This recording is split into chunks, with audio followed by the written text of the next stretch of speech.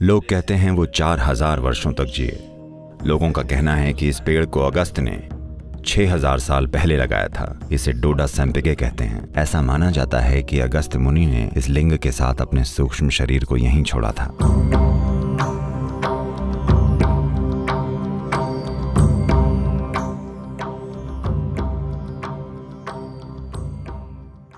केदारनाथ से लगभग 6 से 7 किलोमीटर दूर कांति सरोवर के तट पर योग विज्ञान की पहली दीक्षा दी गई थी। उस जगह को कांति सरोवर कहते हैं। कांति सरोवर यानी कृपा की झील। It was named as the Lake of Grace. उसे कृपा की झील नाम दिया गया था क्योंकि इस झील के किनारे पर पहला योग कार्यक्रम हुआ था। 12 से 15,000 साल पहले जब आदि योगी हिमालय के ऊपरी क्षेत्रों में दिखाई दिए, हजारों लोग वहां इकट्ठा हो गए क्योंकि उनका व्यक्तित्व ही कुछ ऐसा था कि लोग आकर्षित होने लगे और लोग वहीं बैठ गए। पर वो कुछ नहीं बोले। उन्होंने आंखें बंद की और वहीं बैठ गए। लोग इंतजार करते रहे। वो बस ऐसे ही महीनों तक वहीं बैठे रहे बिना हिले। लोगों को समझ आया कि अगर कोई इस तरह बैठा है तो वो जरूर अपने शरीर और भौतिक प्रकृति के परे होगा, नहीं तो वैसे नहीं बैठ सकता। सिर्फ 7 लोगों को ये बात समझ में आई और वो वहीं बैठ गए। भारत में इन 7 लोगों को आज सप्तऋषि या 7 दिव्य ऋषियों के रूप में जाना जाता है। उन्होंने उन्हें कुछ शुरुआती साधनाएं दी और कहा, आप तैयारी करें, फिर देखते हैं। एक दिन जब शिव का ध्यान उन पर पड़ा तब उन्होंने देखा कि ये चमकते हुए पात्रों की तरह हो गए हैं। जो आत्मज्ञानी है, जब वो ऐसे चमकते हुए प्राणी देखता है तो वो चुप नहीं रह सकता। शिव ने देखा ये लोग वाकई तैयार हैं और तब वो कांति सरोवर के तट पर बैठ गए और उन्होंने योग विज्ञान की व्याख्या करनी शुरू कर दी। इस विज्ञान और इस ज्ञान को आत्मसात करने के लिए और इसे अपने मानवीय रूप का एक हिस्सा बना लेने के लिए वो लंबे समय के लिए हाइबरनेशन या सुषुप्तावस्था में चले गए। उनमें से सबसे प्रमुख ऋषि जो हमारे लिए सबसे ज्यादा महत्वपूर्ण हैं, जिन्होंने दक्षिण की यात्रा करना चुना, उन्हें अगस्त्य मुनि के नाम से जाना जाता है। उन्होंने जमीन के नीचे मौजूद एक स्थान में जाकर अपनी साधना करनी शुरू कर दी। किंवदंतियों का कहना है कि वो हजारों वर्षों तक उस जगह में हाइबरनेशन की स्थिति में रहे और फिर जब वो उससे बाहर आए तो उन्होंने उस ज्ञान को पूरी तरह से अपने और अपने सिस्टम का एक हिस्सा बना लिया था। तार्किक या बुद्धि के स्तर पर नहीं, बल्कि अपने खुद के मानव तंत्र में गूंजने वाली एक प्रक्रिया के रूप में। फिर उन्होंने दक्षिण जाने के अपने मिशन को पूरा करने का फैसला किया और वो 7 ऋषियों में सबसे प्रमुख बन गए क्योंकि उन्होंने भारतीय उपमहाद्वीप के दक्षिणी हिस्से में जबरदस्त जोश के साथ योग विज्ञान को फैलाया। और जितना मैंने सुना है, उन्होंने देश में शायद 700 से अधिक आश्रम स्थापित किए,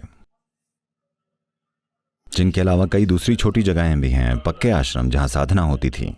और उन्होंने उन स्थानों पर कोई गुरु स्थापित किए ताकि साधनाएं चलती रहें। उन्होंने देश भर में 700 से अधिक आश्रम स्थापित किए ताकि आध्यात्म रोजमर्रा की जिंदगी का एक हिस्सा बन जाए। उनकी समझ की जो गहराई थी और जिस तरीके से उन्होंने अपना काम किया, जिस ऊर्जा और बुद्धिमानी के साथ उन्होंने चीजें संभाली, ये कई मायनों में बड़ा महामानवीय है। कई मायनों में अगस्त्य ऐसे हैं कि आप उन्हें करीब करीब दक्षिण भारतीय रहस्यवाद का जनक कह सकते हैं। अगस्त्य के माध्यम से दक्षिण भारत में योग का एक विशेष रूप सामने आया। लोग कहते हैं कि वो 4000 वर्ष तक जीवित रहे। हमें नहीं पता कि वो 4000 वर्ष जीवित रहे या नहीं, पर निश्चित रूप से वो सामान्य मनुष्यों की तुलना में बहुत ज्यादा समय तक जीवित रहे। अगर आप उनके जीवन में उनके द्वारा किए गए कामों की मात्रा देखें तो ऐसा नहीं लगता कि वो 100 वर्षों में मर गए होंगे। कम से कम वो 400 साल जीवित रहे होंगे, क्योंकि उन्होंने इतने सारे काम किए हैं जिन्हें एक छोटी समय सीमा में करना संभव नहीं है। आज हम जेट विमान से और गाड़ी चलाकर यहाँ वहाँ जाते हैं।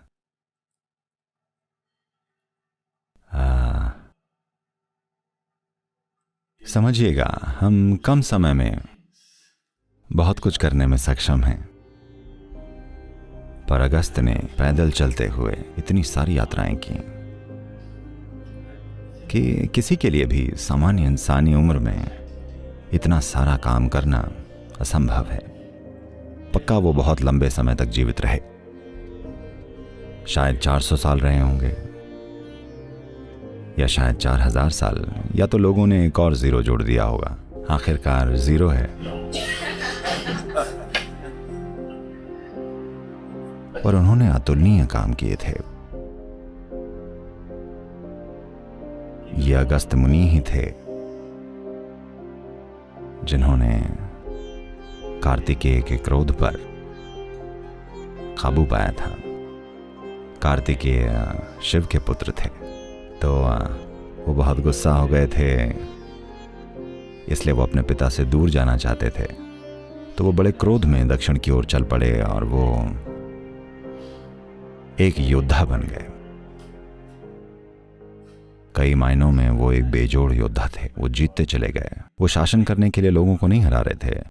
उन्हें जो कोई भी अन्यायपूर्ण लगा वो उसका वध करते चले गए, क्योंकि उन्हें लगता था कि उनके माता पिता ने उनके साथ अन्याय किया है और वो न्याय लाना चाहते थे।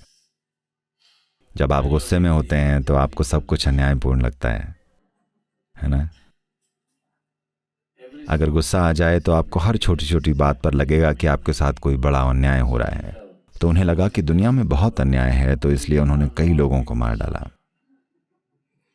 तो उन्होंने कई लड़ाइयाँ लड़ी और वो दक्षिण की ओर बढ़ते चले गए। ये अगस्त ही थे जिन्होंने उनके इस क्रोध को उनके आत्मज्ञान का साधन बना दिया और अंत में कार्तिकेय ने सुब्रमण्या में विश्राम पाया। तो आखिरी बार उन्होंने सुब्रमण्या में अपनी तलवार धोई और कुछ समय के लिए वहां बस गए और फिर कुमार पर्वत पर जाकर उन्होंने सीधे खड़े खड़े महासमाधि ले ली। So this great art of transforming Kartikeya's anger into a means for his enlightenment was Agastya's work. Kartikeya के क्रोध को उनके आत्मज्ञान के साधन में बदलने की ये महान कला, ये अगस्त का ही काम था। और दक्षिण भारत के ये सभी सिद्ध लोग, वो सभी अगस्त की ही परंपरा से जुड़े हुए हैं। एक तरह से हर वो चीज जो मैं कर रहा हूं वो अगस्त के काम का ही एक छोटा सा विस्तार है। उन्होंने एक जबरदस्त महल बनाया है, हम उसमें बस एक और कमरा जोड़ रहे हैं, क्योंकि उनके दक्षिण भारतीय रहस्यवाद का एक अलग ही स्वाद है, जो कि अगस्त मुनि की वजह से ही है। तो उन्होंने बाकी 6 की तुलना में सबसे ज्यादा बड़े क्षेत्र को रूपांतरित करने का फैसला किया और उसे कई अलग अलग तरीकों से रूपांतरित किया। उन्होंने ये पक्का किया कि आध्यात्म का एक तत्व हर किसी के जीवन में हो। यह शायद अब कम हो रहा है, पर फिर भी अगर आप पिछली पीढ़ी को देखें तो आज भी ये काफी हद तक मौजूद है। यहां तक कि दक्षिण भारत में या उत्तर प्रदेश के दक्षिण में कहीं भी आप एक साधारण किसान को भी देखें तो आप पाएंगे कि एक साधारण किसान में भी आध्यात्म का कुछ तत्व है। यह अगस्त का काम था।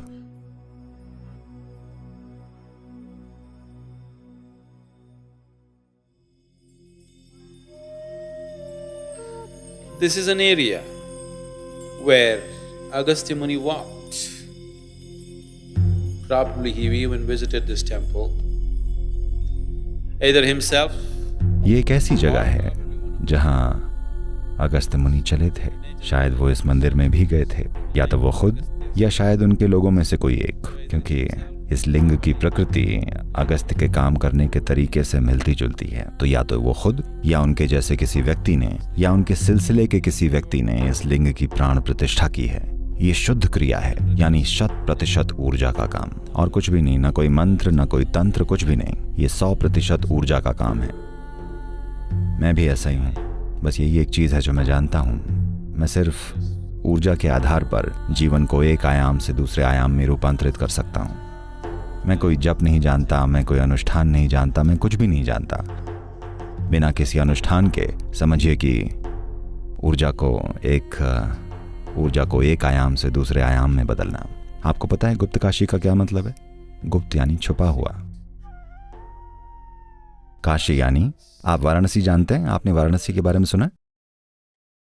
काशी सभी पवित्र नगरियों में सबसे पवित्र है और शिक्षा के सबसे प्राचीन नगरों में से एक है। ये एक ऐसा स्थान था जहां एक समय में हजारों आत्मज्ञानी रहते थे। आप जिस भी गली में जाएं, आपको एक प्रबुद्ध व्यक्ति मिल जाता था। तो काशी यानी सबसे पवित्र, तो वो मुख्य काशी है, और केदार के ठीक बाद है गुप्त काशी यानी छुपी हुई काशी। इसके बारे में किसी को पता नहीं चलना चाहिए।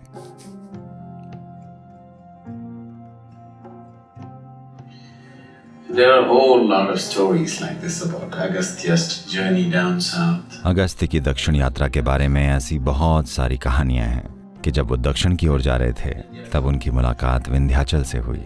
विंध्य भारत में एक और पर्वत श्रृंखला है जो हिमालय की तुलना में बहुत पुरानी पर्वत श्रृंखला है। हिमालय भूगर्भीय या जियोलॉजिकल रूप से बहुत ही युवा पर्वत है, तो विंध्याचल और ज्यादा पुराना पर्वत है। ये दुनिया के सबसे पुराने पर्वतों में से एक है। तो सभी पहाड़ों के बीच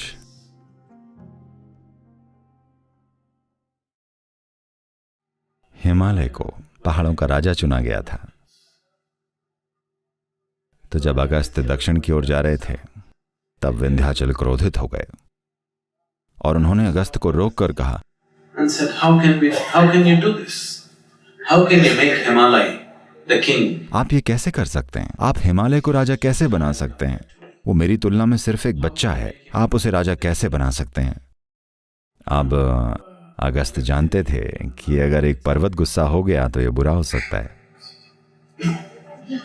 जब एक आदमी को गुस्सा आता है तब भी बहुत बुरा हो सकता है, पर जब कोई पहाड़ क्रोधित हो जाए तो पता नहीं वो क्या करेगा। अब अगस्त्य वहां बैठे तो विंध्याचल, जो कि एक बहुत बड़े भक्त थे, उन्होंने अगस्त्य को प्रणाम किया। तो अगस्त्य ने कहा, बस ऐसे ही रहें, वहीं रहें, मैं दक्षिण की ओर जाकर वापस आऊंगा, फिर हम आपकी समस्या को समझेंगे। तो विंध्याचल झुका रहा और अगस्त्य के वापस आने की प्रतीक्षा करता रहा। अगस्त्य कभी वापस नहीं आए। अगली बार जब वो उत्तर गए तो वो दूसरे रास्ते से गए, जगन्नाथपुरी के रास्ते से, सिर्फ विंध्याचल से बचने के लिए, ताकि वो वश में रहे और ज्वालामुखी बनकर फट ना जाए। तो विंध्याचल बहुत छोटा रह गया। वो छोटा है क्योंकि वो झुका हुआ है।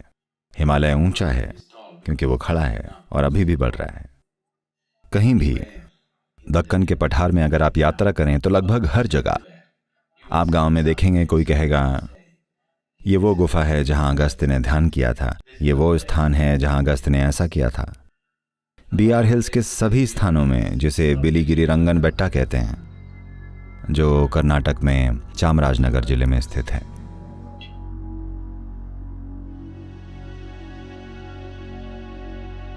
So in Bear Hills there is a place where there is a तो बीआर हिल्स में एक जगह है जहां एक सैम्पिके के पेड़ को क्या कहते हैं, इसे इंग्लिश में क्या कहते हैं? सैम्पिके, चंपका कहते हैं क्या? ठीक है, ये एक बड़ा खुशबूदार फूल होता है।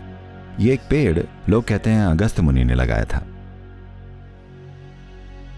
ये पेड़ पक्का बहुत ही अविश्वसनीय रूप से पुराना है। ये पूरी तरह से गांठदार हो गया है और ये अपनी तरह के किसी भी पेड़ से बहुत पुराना दिखता है।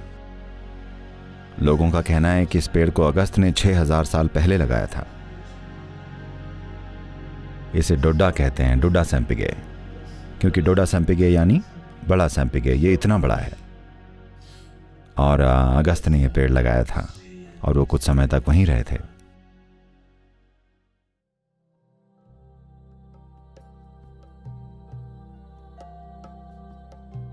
कावेरी नदी में एक बीच का बिंदु है, तो उन्होंने बिल्कुल सटीक मध्य बिंदु की पहचान की और अगस्त्य मुनि ने एक लिंग की प्राण प्रतिष्ठा की, जो कि मूल रूप से उन दिनों के किसी पारंपरिक मिश्रण और रेत से बना है। तो ये एक रेत का लिंग है जो आज भी बरकरार है, शारीरिक रूप से ही नहीं, हर तरह से बरकरार। इसे कावेरी की नाभि के रूप में देखा जाता है क्योंकि ये मध्य बिंदु है। और उन्होंने जो बनाया है, काश मेरे पास यहां बिताने के लिए थोड़ा और समय होता, पर यह धमाकेदार है, जैसे कि इसे कल ही बनाया हो, और यह अविश्वसनीय है।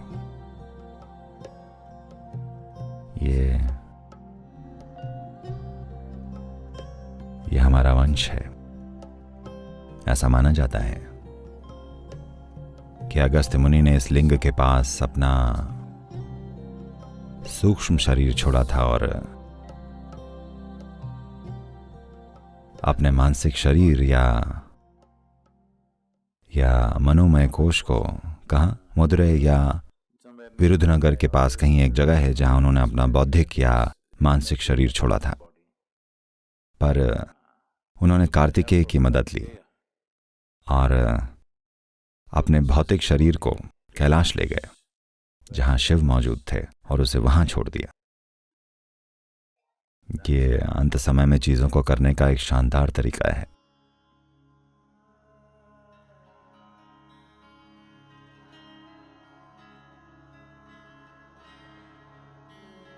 कैलाश मेरे लिए एक जबरदस्त आध्यात्मिक पुस्तकालय की तरह है।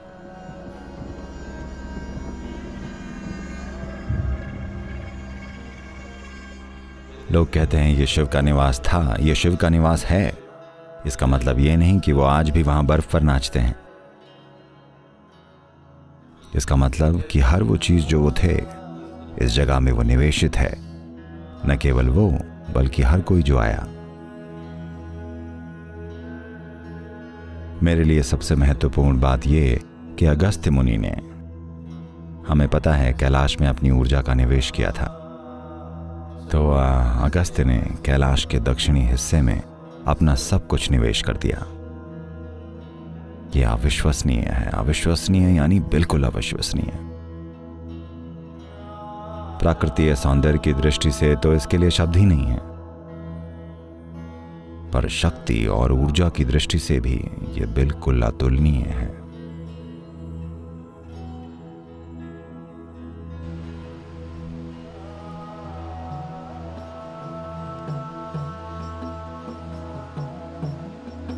तो अगस्त्य दक्षिणी रहस्यवाद का स्रोत हैं।